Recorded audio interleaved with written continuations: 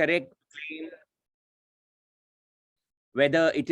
to claim that this is a celebration of the founding of the city, which is not something that I have entirely agreed with almost from inception. But I do agree that the city needs a date for celebrating, and therefore this is as good as any other date. If we can celebrate on all days of the year, nothing like it. It would be a great city.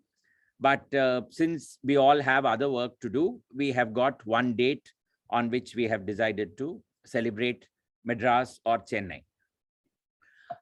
The story of the city, if you look at it, it is not entirely correct to say that this was founded by the British, because as we all know, that in Pallavaram, we have probably what is the earliest Paleolithic find in the whole of Asia. And Pallavaram, therefore, goes on record for having been repository to this, which indicates that this part of the world has been a Paleolithic settlement. Whether it was called Madras then or Chennai or whatever it was, that we don't know. But what we do know is that it was inhabited, and this was all a location where there were plenty of people. Certainly, if you read the newspapers or if you go to Pallavaram, you will know how much heritage is loved or heritage is detested. For the archaeological survey, it is a site that needs to be preserved. For the local residents, it's a site that deserves to be destroyed, because all their housing and other such plans have all been put on hold for years because of what the Paleolithic residents did before them in that particular locality. So it depends upon which perspective you are coming from, but it indicates how old the city is. Then after the Paleolithic period, post the Sangam age, this is a photograph of the Pural Eri.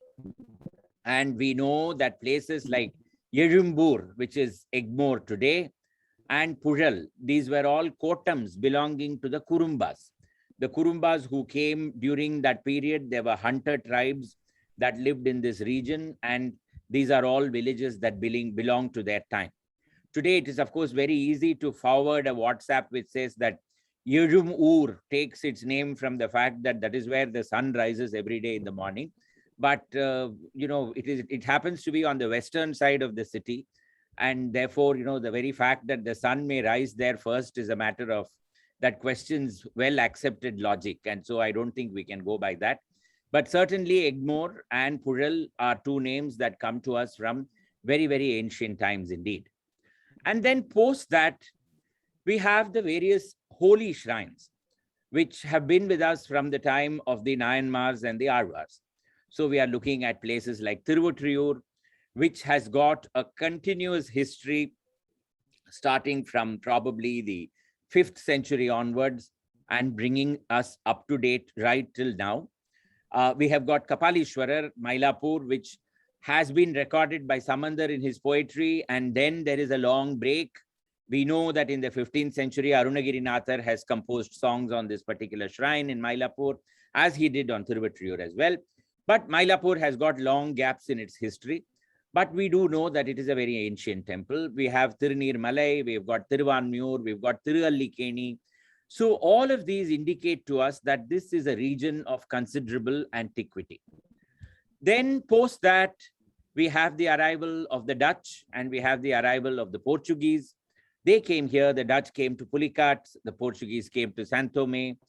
This region was obviously a very, very well-known region, not just to the locals, but internationally, it was a place that people knew about. This is where the British come in 1639 to set up what we today recognize as the colonial city of Madras. And they built their fort 1 year later in 1640. Fort St. George is completed. Fort St. George, of course, is not the fort that we see today. It was a much smaller fort then. Today, it occupies 100 acres in its entirety. But in its time, it was in 1640, it was just one building that is even today located somewhere in the central structure that you see over here. And thereafter, surrounding it began what we today recognize as Georgetown, known in its time as Blacktown. And then the British began to slowly take on rent various parts of the surrounding villages. Then they set up villages of their own, such as Koletspet or Kaladipete in Tiruvattriyur, Chindadripet, and other such areas. And gradually it expanded. The city added to itself over a period of time. What is very interesting is that the grant given by the Nayak of Punamalli very clearly indicates that it says our city of Madraspatnam. It does not say that the British have come here to set up a new city called Madraspatnam. It is therefore very evident that when the British came here, there was already a village called Madraspatnam. We don't know when the name Chennapatnam comes into existence. There are several theories for both Madraspatnam and Chennapatnam, incidentally.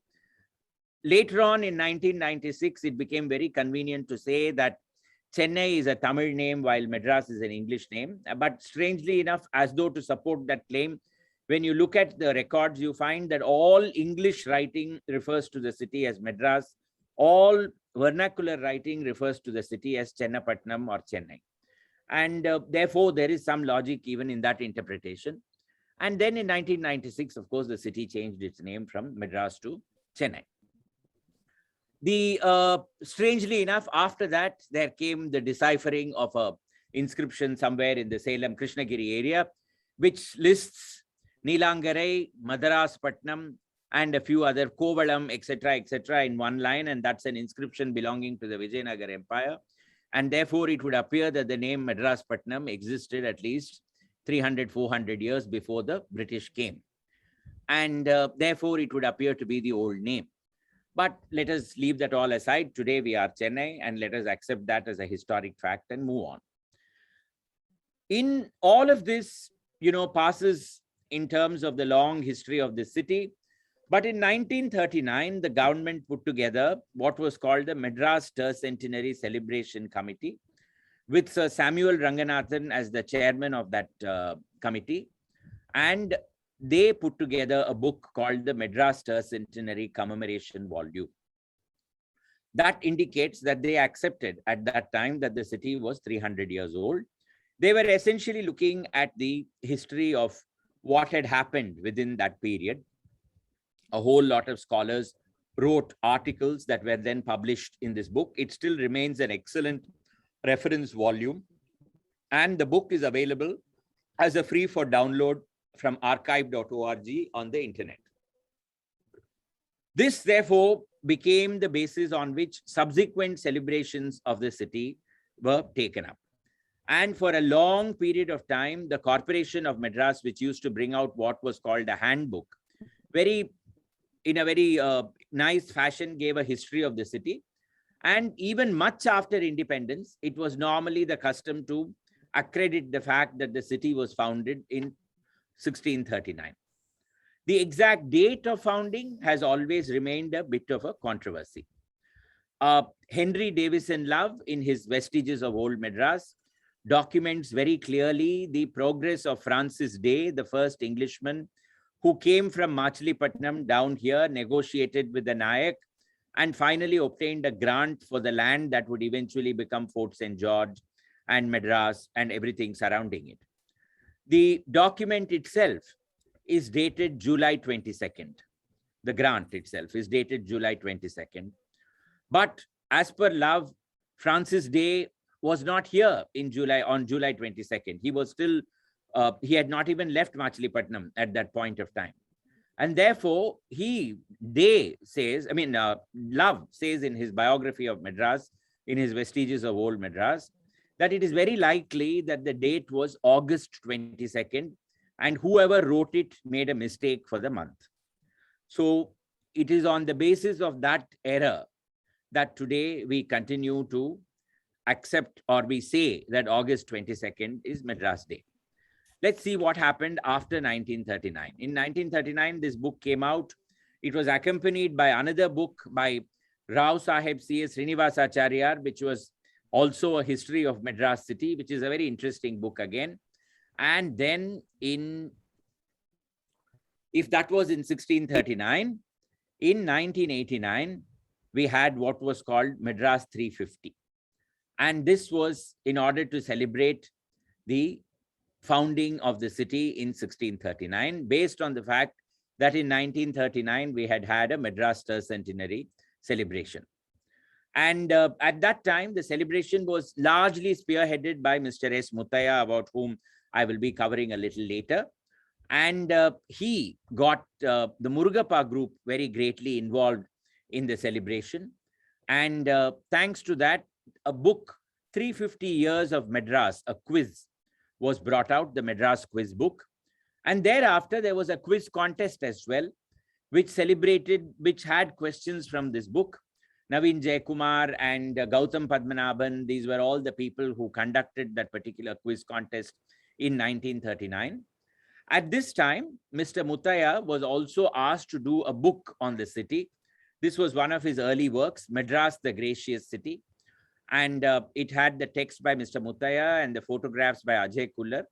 And it's a wonderful book, today out of print, a coffee table book, once again made possible by the sponsorship of the Murugappa group. And it's a wonderful journey based on monuments. The history of the city as traced from 1639 onwards, bringing it up to 1989, based on various buildings at various locations in the city. So he covers administrative buildings, business enterprises, the temples, the mosques, the churches, some private residences, and then a little bit about the environment and all that. But it's a wonderful book. It remains one of Mr. Muttaya's finest works. And of course, he wrote several excellent books. This happens to be one of them. Post this, that year, Frank Pett Fernandez, who was an architect from Tangaseri in Kerala and who had come to Chennai several years ago and had settled over here, he designed a building which was called a tribute to Madras 350, Madras 350 years. This is even today standing at the intersection of New Avadi Road and Punamalli High Road. And it's a beautiful building with a classical front, complete with pediment and a frieze on that pediment. And it had a small dome at the back and things like that. And I couldn't go and get a photograph, which is why I've used this drawing picture, which is in the Hindu. And this was his idea of a celebration of Madras 350. All of this happened in 1989. Then, matters went along. But in this period, between 1989 and 2004, which is when Madras Day celebrations really began, a lot of things had changed. For one, Mr. Muttaya had been writing very, very frequently about the history and the heritage of Madras city. Madras Musings had come about as a fortnightly in 1992, and by 2004 had become very well established with a large circulation and support from several corporate houses of the city. And as a consequence, there was a lot of awareness about heritage. Mr. Muttaya was writing his Madras Miscellany column in the Hindu. Intact, the Indian National Trust for Arts and Cultural Heritage, was playing a very important role in protecting some of the heritage buildings of the city. They had scored a remarkable success with the protection of the Directorate General of Police headquarters on the Marina, though I can't say that there were other successes to follow, but this was certainly a remarkable success, and it gave a great fillip to the heritage movement in this city. Mylapore Times had become established as a very popular neighborhood newspaper by that time, with Vincent D'Souza as its editor. Similarly, other neighborhood newspapers had started coming out, like Adyar Times, Anna Nagar Times, and so on. All of these, I think, created a certain ecosystem in which this Madras Week celebrations could really take off. And it happened in 2004 when three wise men got together. So you have here Vincent D'Souza, Mr. S. Muttaya. Mr. Muttaya is there in both the photographs, and this is Sashi Nair. Sashi Nair is a journalist who now runs the Press Institute in Taramani. And between the three of them, they really came up with this idea that the city needed a day to celebrate itself. So there was a lot, there was a lot to be celebrated in Chennai city. I mean, there still is a lot to be celebrated in Chennai city. I don't have to go into that, but putting it very briefly, by 2004, the economy had liberalized. Chennai was established as a great center for automotive component production and automotive production. It was an IT center, a leather center, an education capital, a medical capital. It was a thriving metropolis with lots of people coming in from other parts of India. It was no longer the rather backward city that it used to be in the 1960s and 70s. It was a really buzzing city. The other aspect, which is completely forgotten, is at a time when there is so much of polarization, Chennai was and still remains a city which accepts pluralism, multiplicity, and carries on with all that it has. So there was a lot that deserved celebration in this particular city. And when Vincent and Sashi and Mr. Muthaiah met together, and they decided that, they said that, the city needs a day to celebrate, and they would call it Madras Day.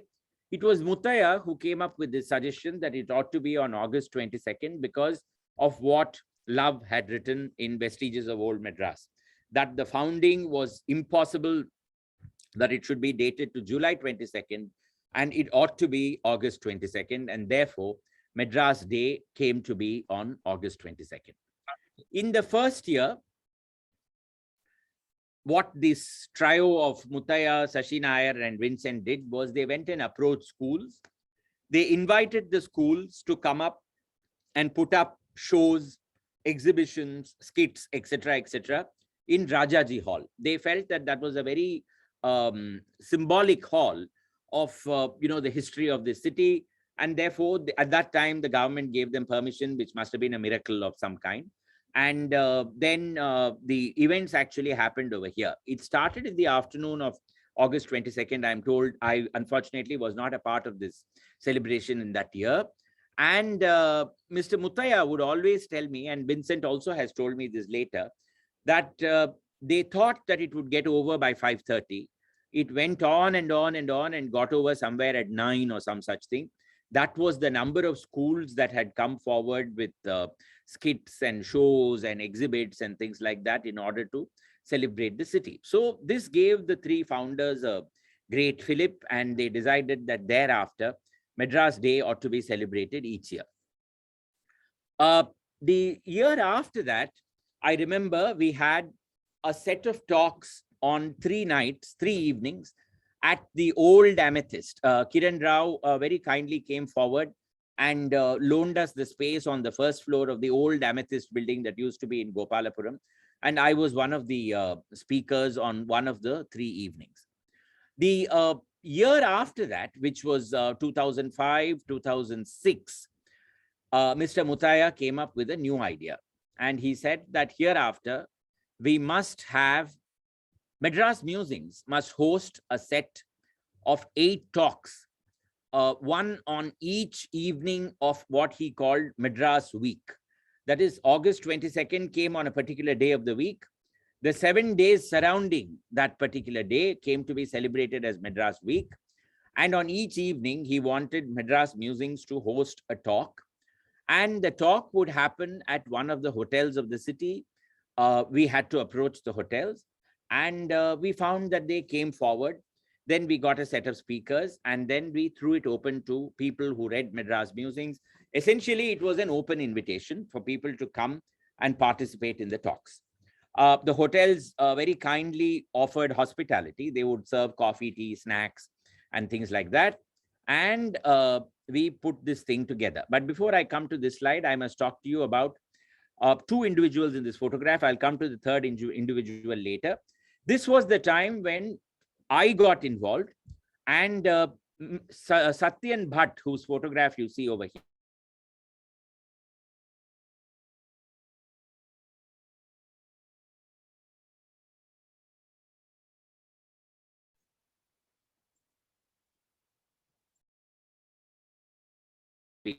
Sathyan is a public relations expert. He runs this agency called Prism, and he used to organize the press conferences every year for Madras Week celebrations. So prior to the actual launch of Madras Week, we would have a press conference where the press would be invited.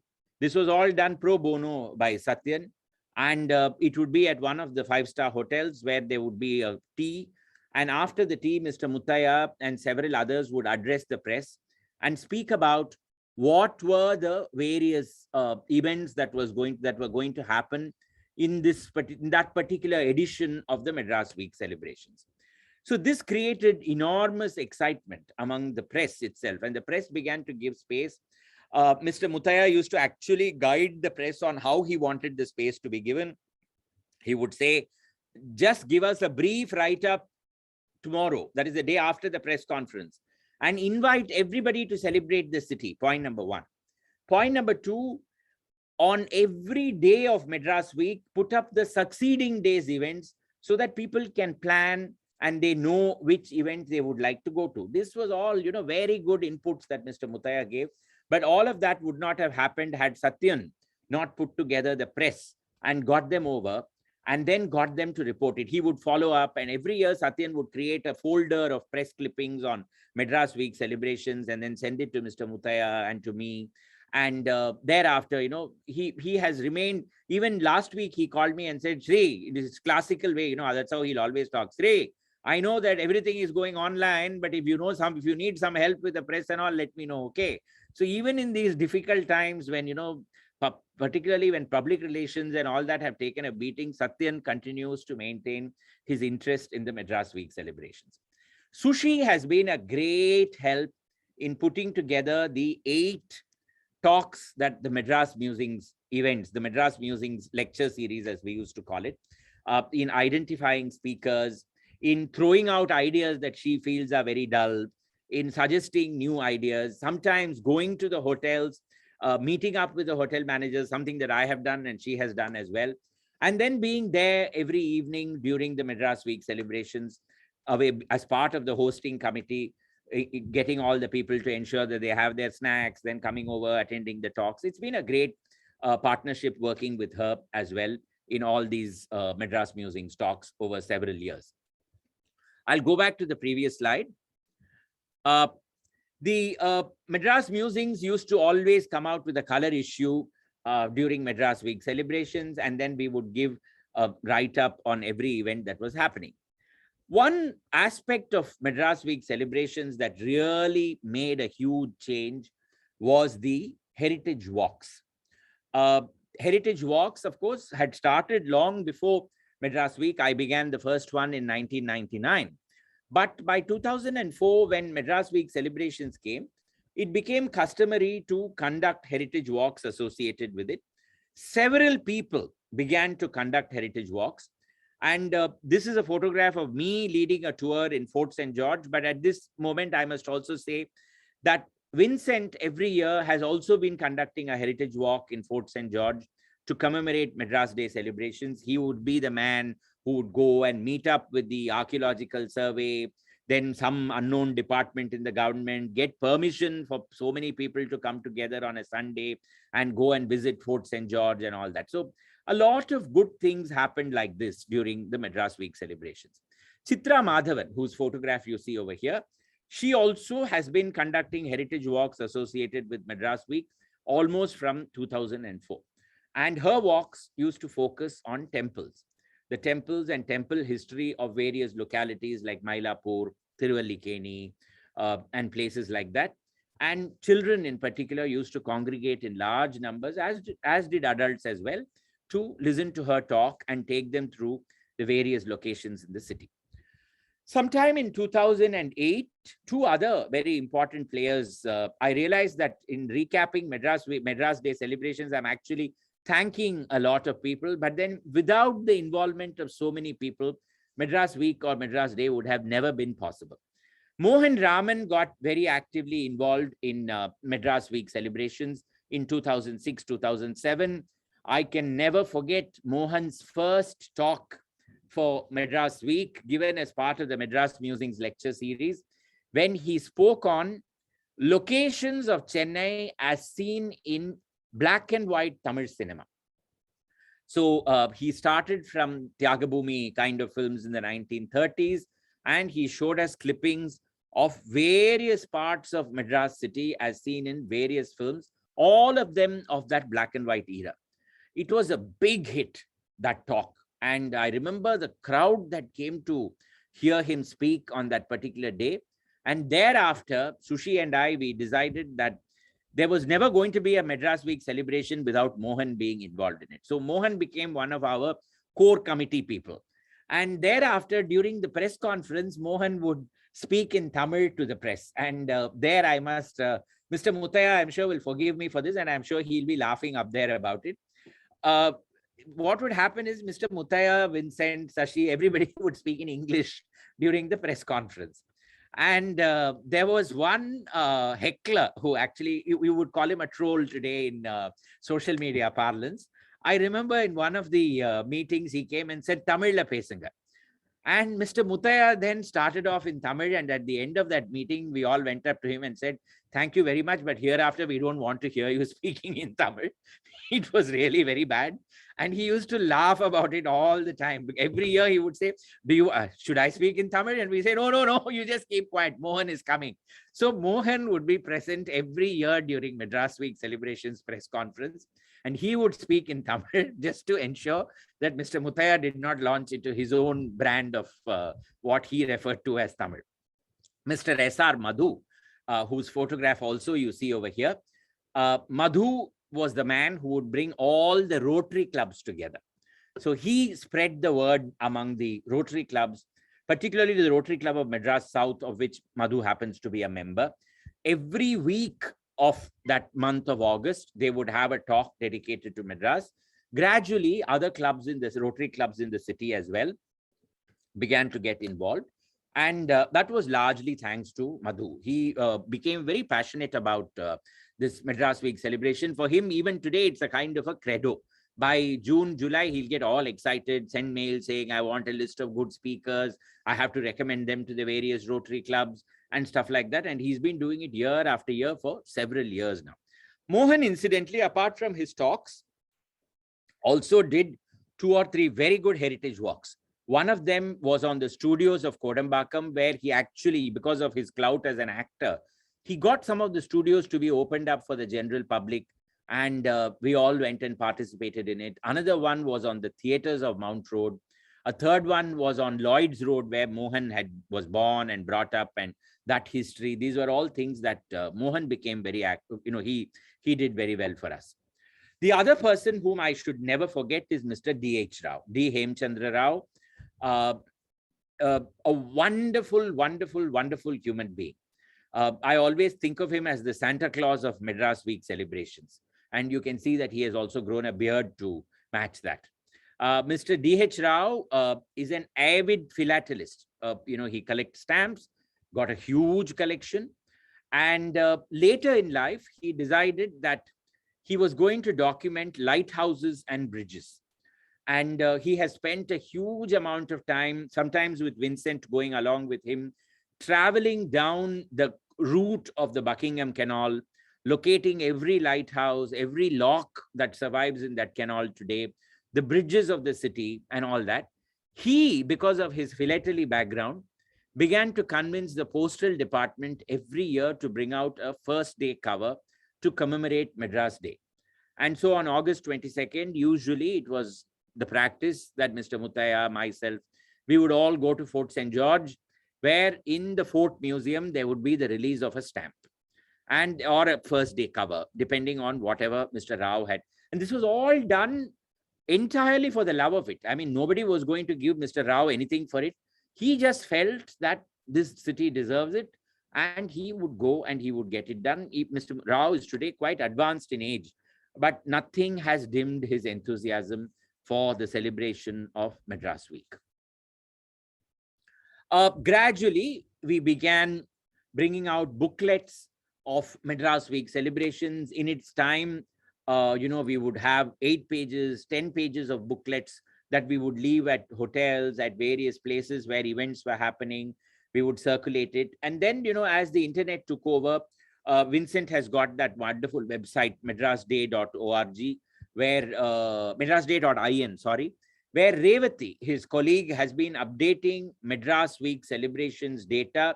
It's a thankless job, let me tell you, but Revati has been doing it without complaint. I think it's a one-woman activity, and every year, some 50, 60 organizations sending in their programs, very often sending in their programs only one day before the actual event, and then calling Revati every 5 minutes and saying, "Inno upload aliyema, inno upload aliyema, inno upload aliyema." Now, one woman doing an upload on a website with so many events happening at the same time, it will naturally take time. And we would keep telling the organizers, you have to give us advance notice of 1 week at least. Very often it happened. Sometime it didn't happen. But madrasday.in has remained the go-to place for all the listings. And that has been taken care of completely by Revati, who also began conducting events associated with children for the Madras Week celebration. So that was her contribution in a very big way. And it still continues the same way. The hotels, almost all the big hotels of the city did host the Madras Musings lecture series almost free of cost. Maybe one or two of them said that it would be good if you could bear the cost of the hospitality, which we did. But 99% of them never asked us for any money. That was their service as far as Madras Musings and Madras Week celebrations was concerned. And I can't say that everybody in the audience behaved very well when it came to the free food. This was something in which Mr. Mutaya and I would have frequent arguments. Even my wife and I have had frequent arguments on this, where it was her view that when you invite people, you just have to leave it to them. They can, you don't have to go and regulate what they are doing. But when you see one man picking up a plate of 15 bondas and another man drinking an entire jug of coffee, and a third person coming and swallowing all the gulab jamuns, leaving everybody else watching, that made my blood pressure rise quite a bit. And I used to stand there and glare and, make sure that everybody got 2 bondas, 1 rasagulla, 1 samosa piece, and then they kept moving down the queue. Very often they would finish eating it in record time and come back in the queue as well. And then I could do nothing because I have a bad memory for faces. And I never realized that they had already finished eating. So the tea would run out in a matter of 10 minutes. I began giving some of them names as well. One was called Vulture, the other was called Fox. The third was called Bear because he used to put both his hands around anybody who was in front of him in the queue and collect what was there on the plate. Things like this. So I used to write about them in Madras Musings, and I have received my share of brickbats for writing about them, saying that you are shaming people and stuff like that. But it was all part of the fun. Today, when I look back, I realized that it was good fun in its own way. We have had very good speakers. We have had very bad speakers. I must say that as well. Somebody comes unprepared and finishes his talk in 10 minutes and says, questions and answers, please. And then nobody has any questions because they never realized that the talk had started and the talk had ended. There were some fabulous talks, like, for instance, Anita Ratnam speaking on the travails of being a Bharatnatyam dancer. Aruna Sairam speaking on a Bombayite coming down to Madras and becoming an accepted artist in the city. Police Commissioner T. Rajendran, this was in the maybe early 2010 or so. Police Commissioner T. Rajendran speaking about maintaining law and order in Chennai city. Kanimuri speaking on poetry in Chennai city. We've had some outstanding talks, Edji Uma Mahesh speaking on motorsports in Chennai. Ramanathan Krishnan speaking on tennis. And I have actually seen people weeping in that talk because of the simplicity of Ramanathan Krishnan. I mean, the only Indian to make it to the semi-final of Wimbledon, coming down to speak to us with such humility, such love for the audience. It was a fabulous presentation, unforgettable. Sometimes I wish we had recorded all that. We just didn't do it. Mohan Raman speaking on various topics every year. They've all been wonderful. The other great aspect of Madras Week is the schools. I spoke to you about the hotels. I must speak to you here about the schools as well. This is a building. This is Asan Memorial School. I have put that up because every year till the pandemic came, They would organize a huge exhibition connected with Madras in this particular venue. But this is not the only school. Intac used to go around and speak to all the heritage clubs in the city, people like Sushi Natraj, then Malvika Harish. These were all people who would go on behalf of Padma Swaminathan. They would go to the various heritage clubs of various schools, get them to participate. Sujata Shankar, who is now the convener of Intac, she used to conduct exhibitions, or she used to conduct quizzes at various schools. And so that gave it a huge push as well. The embassies of the city got involved in a very big way. So Singapore Consulate, the American Consulate, the British High Commission, Max Muller Bhavan. You can see Mr. Mutaya over here with people from, I think, the German consulate at that time. This was the launch of the Madras Gazette, very, towards the end of Mr. Mutaya's life. But this was very big, the participation of the embassies.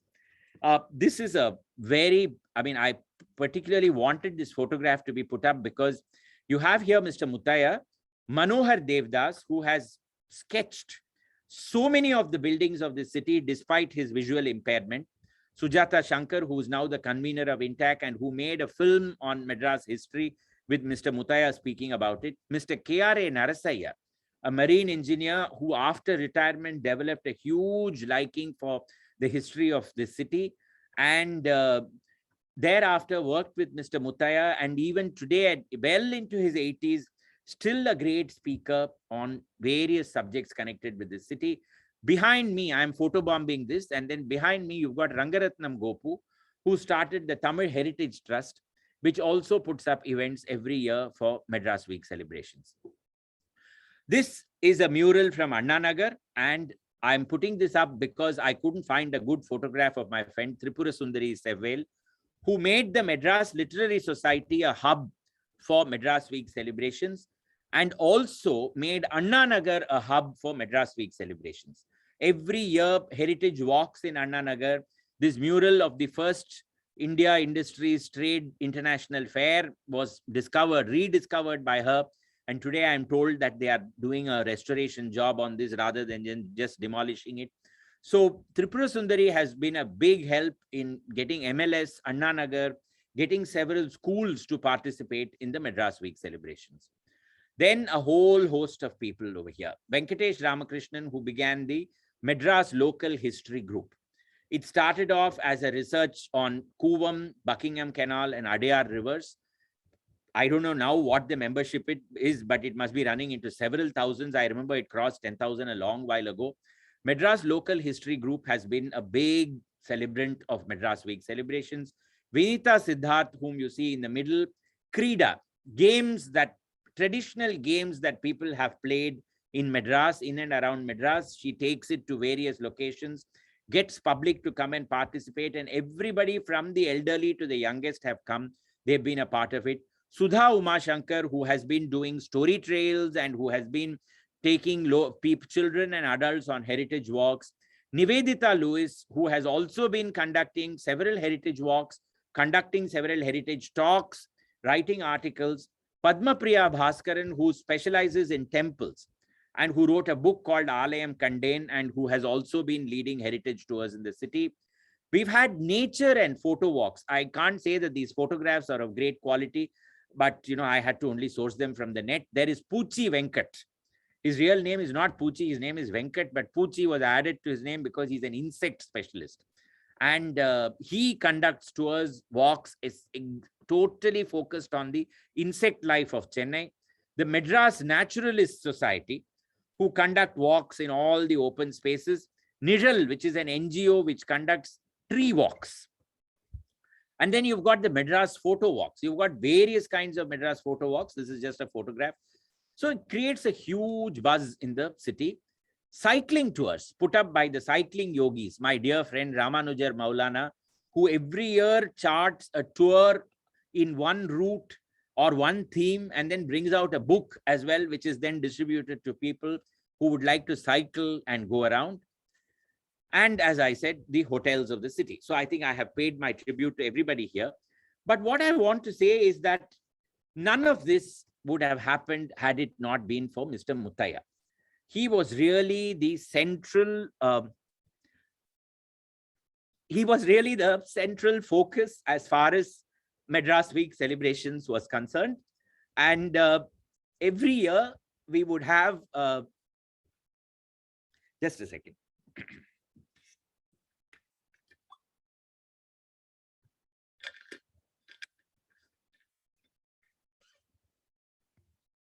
Every year he would start in the month of June writing letters to schools, to embassies, to hotels, to people whom he knew. As I would tell him, and I was close enough to tell him this, he would make a perfect nuisance of himself as far as Madras Week celebrations were concerned. He would write to the press and everybody would respond. And that is really what gave it the momentum. He believed so passionately in the Madras Week and in the concept of celebrating the city. When the 375th year of Madras came, he brought out a new edition of his Madras Rediscovered, and he also wrote a book, Tales of Old and New Madras, The Dalliance of Miss Mansell, 37 other stories of 375 years. He structured the book in such a fashion that for every decade of Chennai's history, he had a story. And this book was brought out at that time to celebrate 375 years. He was really the spirit behind it. I've come to the end of my presentation, if I'm not mistaken, but I'm going to now, just in the last few minutes, I'm going to leave you with a few thoughts. What were the great successes of Madras Week celebrations? One, it gave a huge pride in the city, in the concept of celebrating the city. In classic South Indian parlance, you don't celebrate anything because you're taught to be humble and you're always taught to be afraid of the evil eye.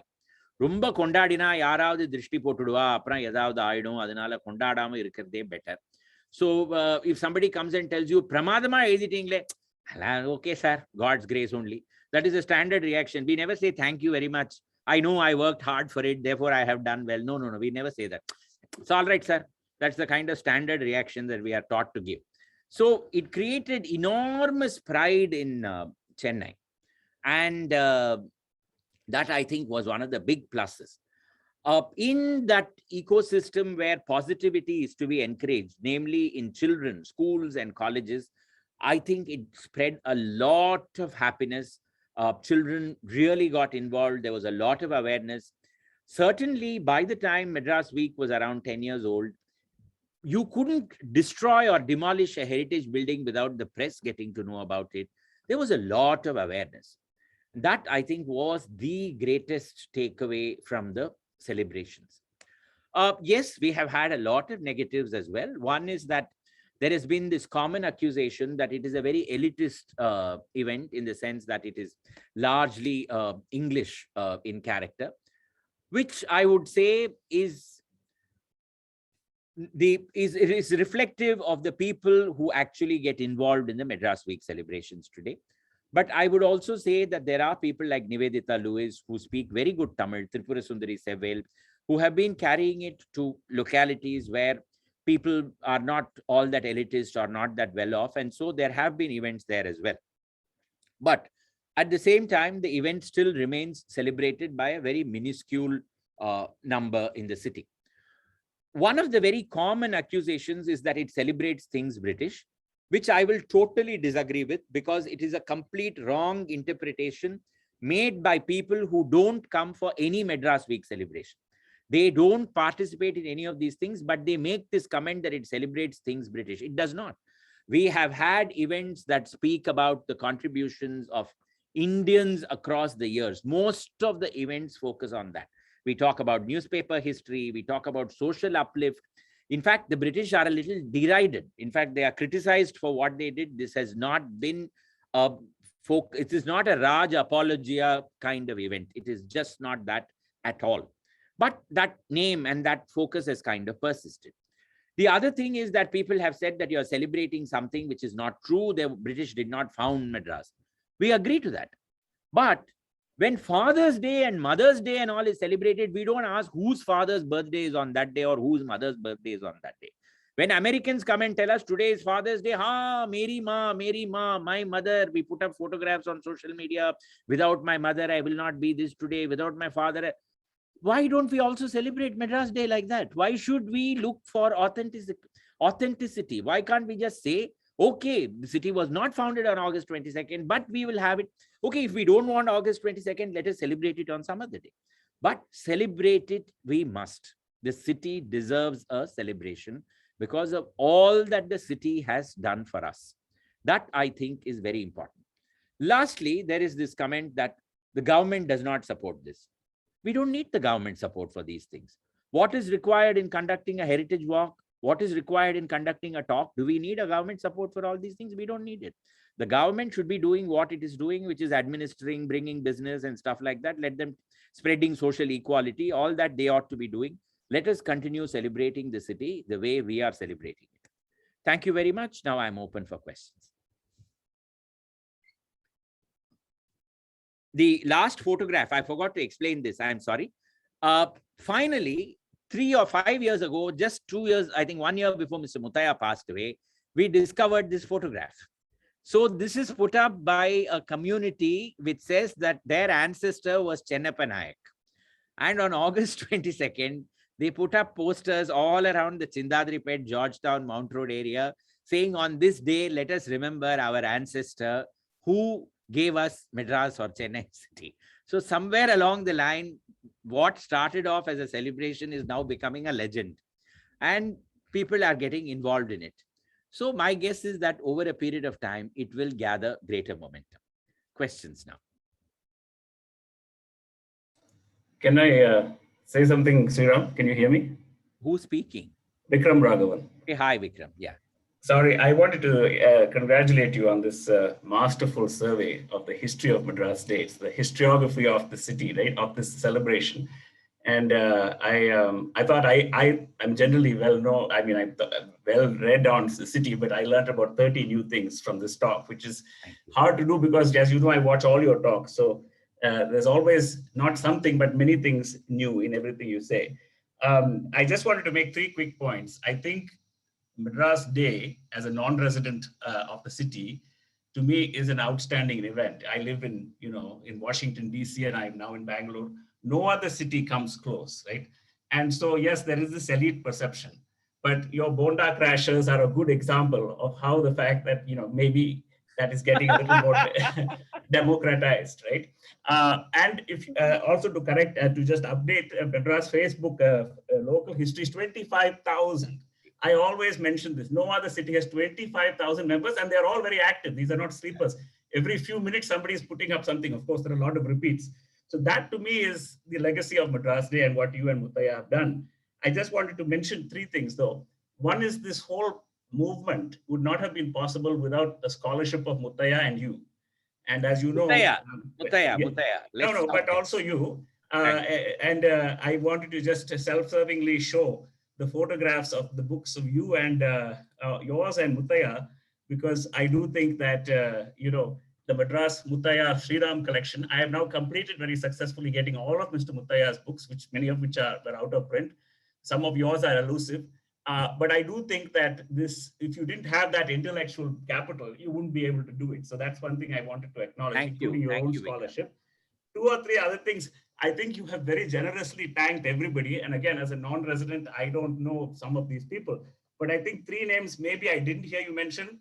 I think you would agree with me that they could be mentioned if you haven't already. Karthik Bhatt, Nandan Kaushik. These are the 2 younger people who are the next generation of city enthusiasts. And then, of course, your great friend, Mr. Venkatachalapati. And the other thing about, Mr. D.H. Rao, you mentioned, I got my interest in public speaking and I became a lawyer really because of the blessings of Mr. D.H. Rao, who I got to know when I was 14. I'm 46 now, at the South India Philatelists Association. This was a group of old citizens of the city that got together I think they still do every Sunday in the Mount Road post office. And my first knowledge, I first heard of Madras 350 years quiz, which I participated in through that. So D.H. Rao was a product of that. He then went on to found the Madras Coin Society. These are good examples of loose groups that also create that civic sense. Then finally, again, to talk about what this elite business, which I do think is something which you have to address, but you don't have to flagellate oneself over it. I always ask people in other cities, right? I said, the scholarship, for instance, except perhaps Delhi, where there are a lot of academics who write on Delhi. No other city, to my knowledge, has a bookshelf full of books, right? And I'm not yet fully got everything. But I often ask a Calcutta resident, do you know who is the Muttaya of Calcutta, right? His name is Tankappan Nayak. Nobody knows her. Nobody knows of him. Whereas Muttaya and you are household names. And that is something to be proud of, as well as all the others you have mentioned. So thank you very much. Muttaya, very interestingly, Vikram, since you mentioned this, he and I have had long conversations on this, equivalents of Muttaya in other cities. And Sharda Dwivedi, of course, died early, but otherwise she would have easily been the Muttaya of Bombay. But Muttaya used to say that if Thangappan Nair had lived in any other city, they would have celebrated him. And he was amazed that, an intellectual city like Calcutta, he would always look at me and laugh and say, your city never did anything with Thangappan Nair. He would always say that, whenever we had this discussion. It's a matter of shame, really, that such a great man was not recognized in Calcutta.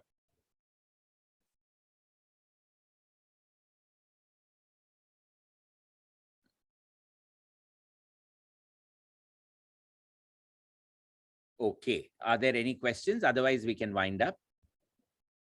Sir, there are a couple of questions in the chat. So I was trying to take it. So read them out. Yeah. One is Ratija says she says excellent talk about Madras event and the people behind its celebration. The celebration is a good idea. Not sure if the other two presidency towns do any similar event. All strength to you in the future. And we have one more question from Erilmati Paratia. She's asking, can you please expound on what it means to be a Chennai in the modern day? The creation of an identity and the principles or processes that were behind the city-centered identity.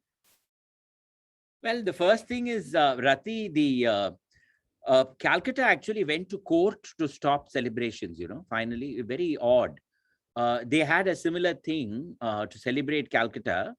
And finally, some good Bengali friends of mine, I think, they took it to court. And finally, the court ruled that there is no such thing as a founding of Calcutta.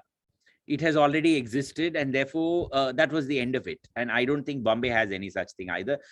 I suppose if Mr. Ambani takes up the concept of celebrating Bombay Day, then we would all be able to celebrate it. But right now, I don't think it has happened. The other thing about what does it mean to be a Chennaiite in the modern day? I would say that to be a Chennaiite is to be a progressive. It is not to be a radical. There are two different things, completely different meanings altogether. Chennaiite is progressive in the sense that we embrace what is going on in the world. At the same time, we don't lose what belongs to us.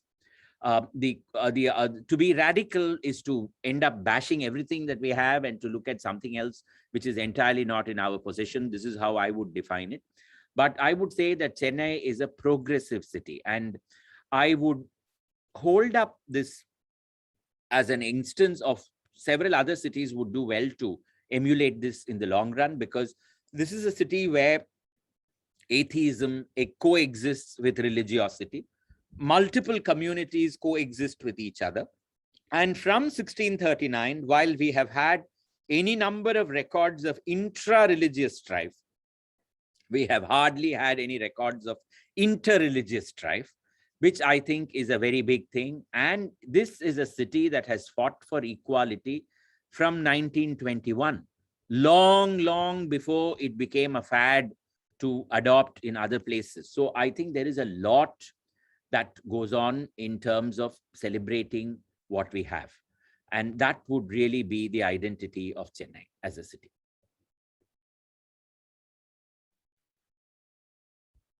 There was one more person. Okay, someone to speak.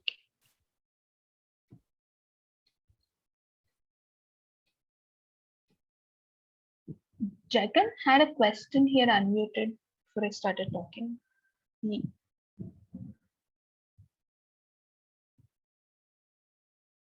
The Madras Rediscovered is easily the best book on Madras city, written by Mr. Muttaya. It's now, I don't remember what is the edition today, but it's gone into its 8th edition or 10th edition or something like that, available on Amazon. It is really the best book as far as modern day, as far as the history of the city is concerned. My own book on the city is coming out in November, but that is quite some time away. Mr. Muttaya's book is really the best book that you can think of. What is being done to take Madras Day celebrations to everyone in Chennai? The idea is only to catalyze. The idea is, if people want to celebrate Madras Week, they have to celebrate it themselves. There is no question of going and celebrating it in your doorstep or in someone else's doorstep. That was never the idea, because we don't have the resources for that kind of thing. It is like the December music season. We can only offer a forum where our celebrations can happen. Others can celebrate it. Everybody can celebrate it. There is no rule. There is no regulation that only a few people can do it. Yes, this is the time when we celebrate the city. We would be happy if more and more people celebrated it. That's all. So it's a volunteer effort. Yes, but we did go and rope in the schools and clubs. We only informed them and we asked them to celebrate. That's it. We don't go and tell them what to do, how you need to celebrate it, nothing. They can celebrate it in whichever way they want to. And so that is the only thing that we have done. We only write, or we only inform people that this is the time when Madras Day is coming. They can then take it up and celebrate it. If they don't celebrate it, that's also a celebration of sorts. So we leave it at that. Can a portfolio of Mr. Devdas's famous sketches be brought out? It is coming out this Madras week, thanks to the Chennai Wellington Corporate Foundation. It's called Madras Inked. And this book, co-authored with Sujata Shankar of Intact, is being released, if I'm not mistaken, on August 23rd. And that book will then be available on sale. And as is typical of Manohar, all the proceeds of that book will go to charity. It's an excellent book. I already have an advanced copy of it with me. It is a wonderful addition to as Vikram Raghavan mentioned, about a cupboard full of books on Madras. So this is going to be it is going to occupy some space. Let me tell you, Vikram, it's a massive book, but it's a beautiful book that's coming out. I see Yusuf Madhiya over here in this panel. Yusuf has brought out his own sketches on Madras city as a book with commentary by one of his, the sketches are by the friend and Yusuf has written the commentary. Some things Yusuf has sketched himself, if I'm not mistaken. Yusuf, come on, tell us something about it. Yeah, that's right. It is Guide to Chennai Heritages, and I have done it with my friend. Can everybody hear me? Yeah, yeah. We have done art, live art. We have went to the location and we have done art along with I have done along with my friend Balachandar. And what we have tried to do is we have given a QR code. So it's an interactive book. So anybody wants to visit the location, they can just put the QR code. They'll be guided to the Google Map location, and they will have a unique art. It's a small general idea. It's not an exhaustive book. What we have tried to do is that we have tried to just expose the new audience to Chennai and its heritage places. When they want to go to an exhaustive thing, of course, Sriram is there, Mr. Muttaya is there, Mr. Vincent is there. These are the, you guys are the go-to people. But what we have done from our side is just expose, just make them feel more interested. And when they want to go deeper, they can always follow the actual books. So that has been our passion. Yusuf, you'll have to put your contact details on the chat box because some people are asking for it. They want to get in touch with you. So just add your name and email ID in the chat box, please. Definitely, it will be my pleasure. There is one small thing that I have been doing for last 2 years because I manage business. So what we have done is we have put out postcards. So we have nearly 1,500 customers every day. So during August month, like late July to August month, we make postcards of all the sketches, all the drawings, and we just give it to the kids and the families and this, just to say that, okay, let us celebrate. So there is uh, the site is mentioned, let's say Fort St. George or Kapaleshwar Temple or the big mosque or Amir Mahal. So they will get interested and they want to know, because we get customers from everywhere, even from north, everywhere. So even with any orders or they're out of Tamil Nadu, we insert some 10 postcards. So let them know about our great city, Nama Chennai. Everybody, like you said, everybody does their own part. So whichever field they are best in, we try to contribute in our own way. And I have been really privileged. I am not from Chennai. I'm not born in Chennai, but this is my city, and the city has adopted me. So just try to give back as much as possible from my side. Thank you, Sriram. Thank you, Yusuf. Yusuf will put up his name on the chat box along with the link, the contact, so you can then get in touch with him.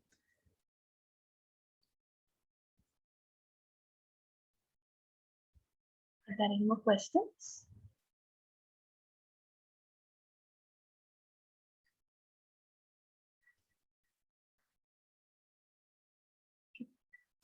So can we wrap it up, sir? Yes, please. Yes. So thank you so much. The talk was eye-opening. It was humbling, and it was so great to see how we created a platform for so many people to know about the city. A lot of aspects, a lot of people's efforts, and all of that went into having this day, making a mark on this particular day, and how the city caters to so many different people. And thank you so much for taking the time, everybody, making available, and more importantly, V. Sriram sir, thank you so much for giving this amazing presentation. So we at Dakshin Chitra kickstart Madras Day celebrations, and we have a series of events planned, which we'll be sharing with you. We got all your email IDs by tonight, and so by tonight you will get it in the email, and I'm sharing our social media links here, so that everybody can connect in, and hope seeing you all again. Thank you so much. Between August 22nd and 29th, Madras Musings will have a set of 9 talks, which will all be virtual. The links will go up on the Madras Musings website, madrasmusings.com. It will also be available on madrasday.in. And Revati, I promise I will send you the links early so that you can update them. And so this will all be virtual this year. I request you all to log in and attend the events. Thank you so much. Thank you.